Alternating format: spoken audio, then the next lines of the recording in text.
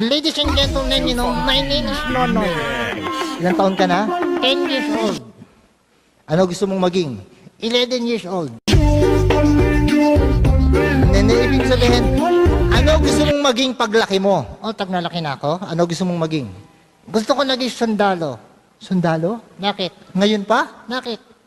Ang sundalo, pinapatay ng kalaban. O sige, gusto ko na lang naging kaladan.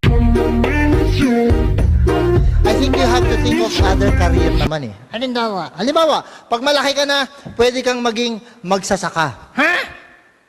Ako nagsasaka? Bakit? Ayoko maging nagsasaka. Ayoko.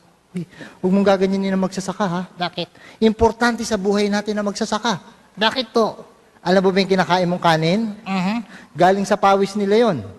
Yak! Ang ibig sabihin, pinaghihirapan nila yun. Talaga? Ay, naku, Noy, ha? Alam mo, sinama